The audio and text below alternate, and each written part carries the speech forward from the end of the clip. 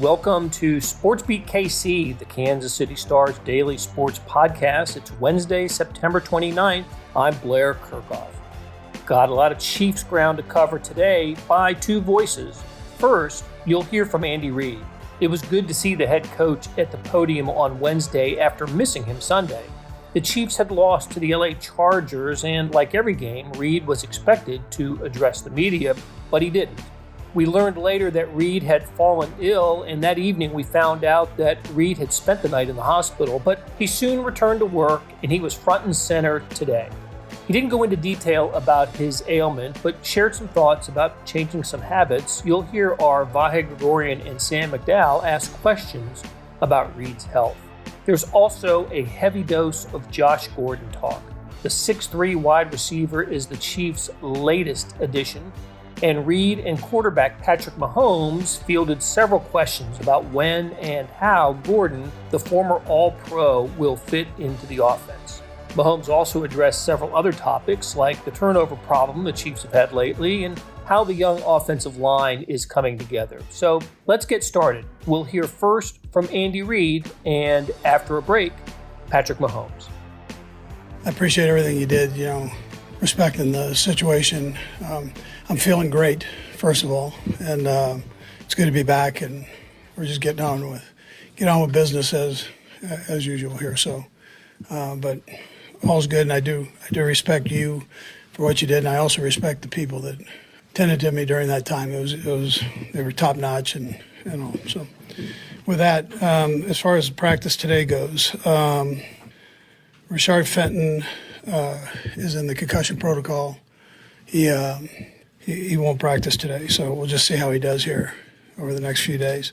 Everybody else will practice in some form today and get ourselves ready to play against a good Philly team. So we know they're very talented, and we've got to put in a good week of work and make sure that we fix some of the issues that we've had over the last couple games we need to take care of. So our guys are aware of it, and we're going to work to fix that, and at the same time get ready for this good football team. Anyways, with that, time's yours.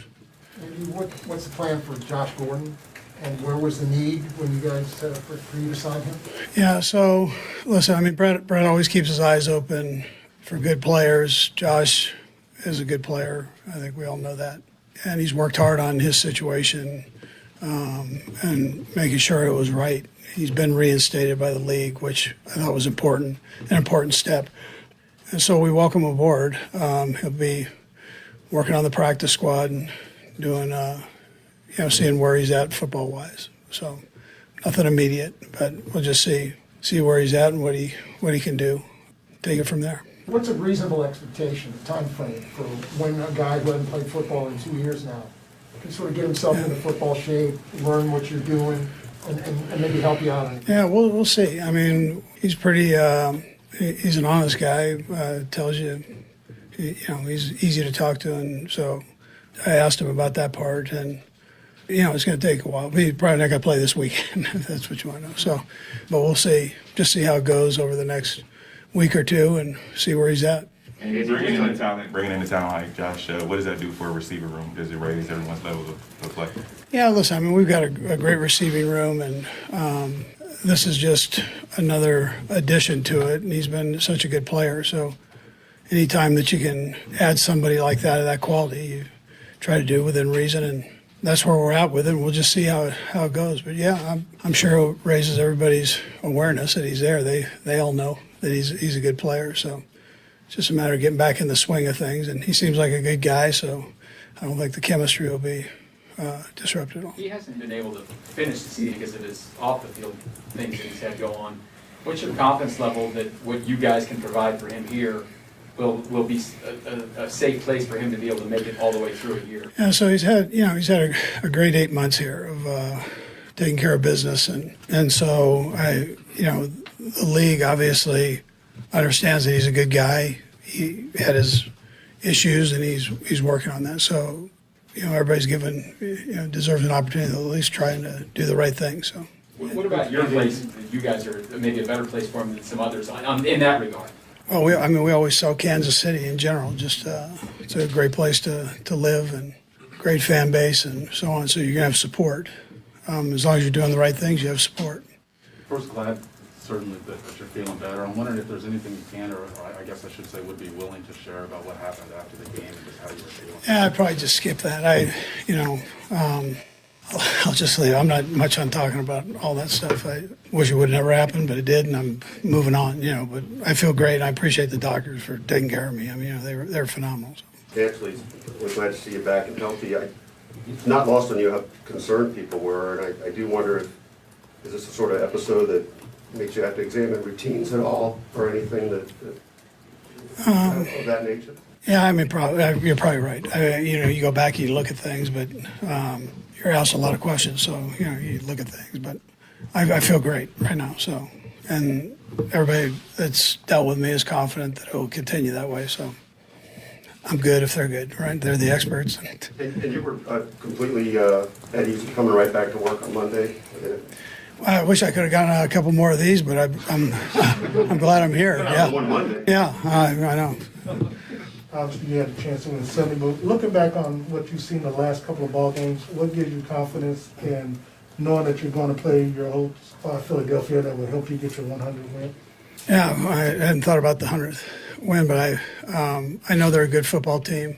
I obviously know a lot of people there, but besides that, once it kicks off, I mean, you're playing the game, and they're well coached. Nick's done a nice job there, so they're well coached and they've got good players, and we just got to make sure we go through the whole prep this week of getting ourselves ready.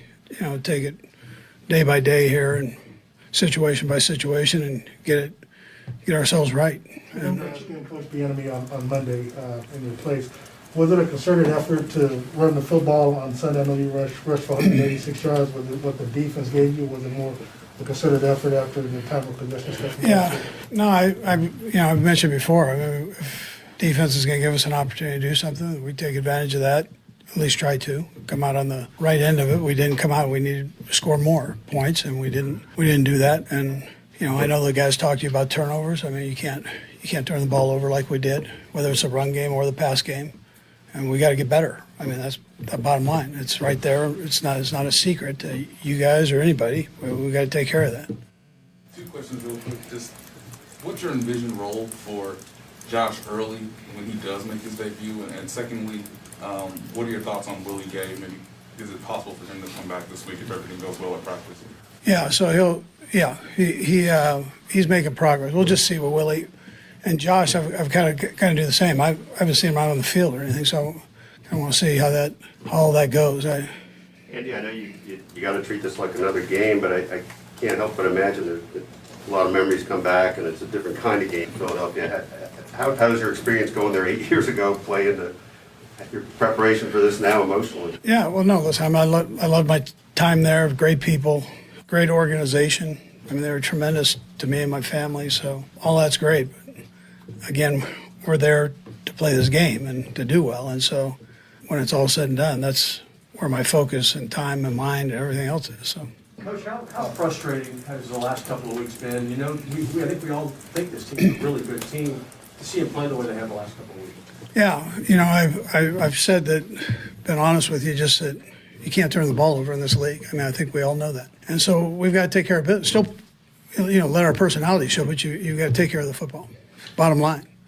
There's too much competition in this league not to do that. But at the same time, we do. We have good players, and we're going to get it right. I mean, we're all going to get it right, coaches and players. Andy, there's not a lot of teams that have avoided 2-game losing streaks over the past years, but it's been a while for you guys. What's the mood been like in this facility the past couple of years? Yeah, so I think the guys are real. We're as coaches, we're real with them. This situation is very obvious on what needs to take place, and we've got to make sure we get it done. And we're all in it. We're all in it, doing it together. So. Andy, this is probably not a great question after what Kay asked you earlier, but where are you going for a cheesesteak Saturday night? Yeah, I'll tell you, there wasn't a cheesesteak that I didn't like there, so I'll keep it at that. Hey, it's Blair. We have a special subscription offer for SportsBeat KC listeners, unlimited digital access to the Kansas City Star's award-winning sports coverage. Sign up now for 1 year of Sports Pass for access to all the sports news, features, and columns presented on the kansascity.com site, and it's only $30. That's a 40% savings off our regular rate. Your subscription will automatically renew after the initial term at $50 unless you tell us to cancel. Your subscription helps support the sports coverage of KansasCity.com and the Kansas City Star, and that support has never been more important. Please visit KansasCity.com/SportsBeatKC offer to get this special offer. And as always, thanks for listening.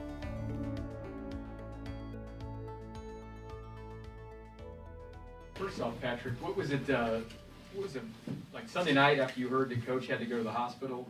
And then normally did that mess up any of your routine? What was your concern level with him? And how excited are you guys to have him back here in the building? Yeah, I mean, it's obviously a little concerning anytime you have to go to the hospital and do all that type of stuff. But Rick Buckholter and those guys, they kept us informed. They kept kind of the leaders on the team informed. We kept everybody informed, and everything looked good. And, I mean, he's back and seems totally normal now. Maybe a bigger question about, you work hard, film. The coach works like probably he's here before you all get here, and stuff like that.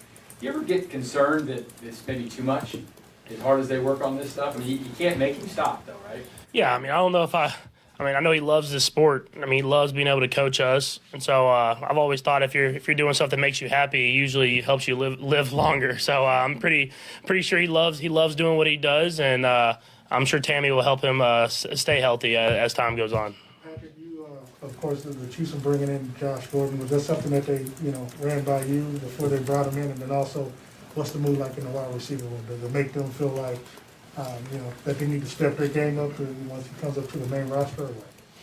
I wouldn't say that. I mean, definitely we like bringing in good football players, guys that work hard and come here and want to win football games. And so I thought it was a heck of an opportunity to bring him in here, involve him in that receiver room, and he'll have his role. I mean, he's a great football player, but I think in this offense, everybody gets a chance to make plays, and the guys love competing and love getting out there and trying to do whatever we can to win. What's it doing differently for you? Obviously, 6'3", big receiver, fast receiver. I mean, he gives you size, something in the red zone that you may not currently have right now. On the outside, what's he bring to you? Yeah, I mean, like you said, he's a big receiver. He's going to be a guy that even if he's covered, he's not covered. You can kind of throw it up there. He can make plays.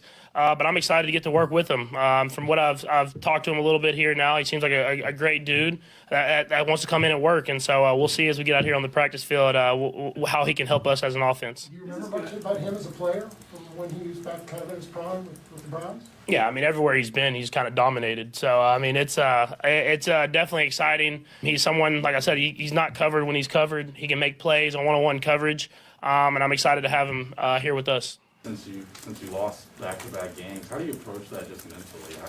How do you handle it over the past couple of days? Yeah, as I kind of sat back and thought about it, I mean, it's exciting. It's now you have to go. I mean, there's no kind of we're going to try to get through and try to find a way to the playoffs. Now we've put our back against the wall. So how are we going to respond? I think this is where you'll get the best out of everybody. You'll get the best out of every person in this locker room because you know that it's time to go now. Every game matters if you want to do what we want to do, and I'm excited to see how these guys respond, and myself included. Actually, to that point, you mentioned playoffs. I was talking about on my show this week. Do you feel like right now, considering you're looking at 3 games out, the first place that the playoffs start for you all now to get into the playoff mood now? Yeah, I mean, we've kind of dug ourselves in a hole now. I mean, so we've lost these games that we usually don't lose until later in the season. It's my first time ever going out, kind of getting out of September or right at the end of it and not having a winning record. So it's about how we respond, and that becomes with every single day, how we practice. It comes with how we study the film. And then at the end of the day, it's how we play on Sundays. And so I'm excited for the challenge, and I know these guys in the locker room are excited as well. Getting a guy like Josh Gordon coming in mid-season, what's your kind of plan for, working with him and building some chemistry, but at the same time, getting everybody ready? Yeah, I mean, we get enough routes ran throughout the week where I'll be able to kind of start building that chemistry with him, and I'm sure they'll kind of incorporate him with a couple roles in the offense as the season goes on, and as we get him up to speed, we'll see where that takes us. I mean, you don't really know until you get out there and do it, but I'm excited for the opportunity to do it. How frustrating has it been with the extra attention for Tyreek, and how critical is it for you and EB to find ways to kind of break him loose with the past 2 games when they have played with him? Yeah, I mean, he's such a good player. I mean, he's kind of seen this type of thing happen to him throughout his entire career. It's our job to find ways to get him open, to find ways to get him chances to make plays. We have to do that as to the best of our ability. He's such a playmaker, just finding ways to get him the ball. And then at the end of the day, other guys got to step up and make plays as well, myself included. It's frustrating in the sense that we want to get him involved as much as possible, but I think we're ready for the challenge of it, and we've done it over these last few years, so we'll find a way to do it again. Patrick, as the leader of the team, you guys the past couple years been talking about the championship swagger. How do you guys get back to that mentally? Yeah, it comes with how we go to work every single day. I thought we actually had a good week of practice this last week. It didn't translate to the game, but it's how we're going to respond to that. I mean, how are we going to come into the building this week, knowing are we going to try to make ourselves better so that we can find a way to have success on game day? So it's how we respond. I've kind of said it a lot now, but it's true. I mean, if you have that championship swagger, you don't let a loss in September affect what your mindset is, and that's getting better every single day so that you can put yourself in the best chance to make a run at the end of the season. Discussion, Patrick, about receivers. How much are you wanting to get maybe Clyde more involved in the receiving and passing game so far, and just what new looks can you guys do against opposing defenses to maybe get him the ball more in space?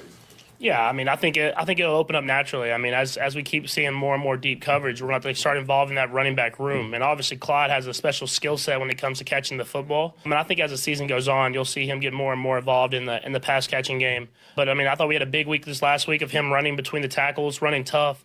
It wasn't those big splash runs. It was those hard-earned yards, and we're going to need that if we want to be who we want to be at the end of the season.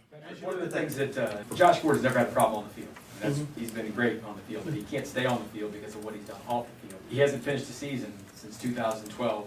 As the leader of the team, do you have time during the year to try to help mentor someone and make sure they're doing those things right, or do you just have to, like, you can do it, you can do it. If not, you're gone. How does that work with you guys?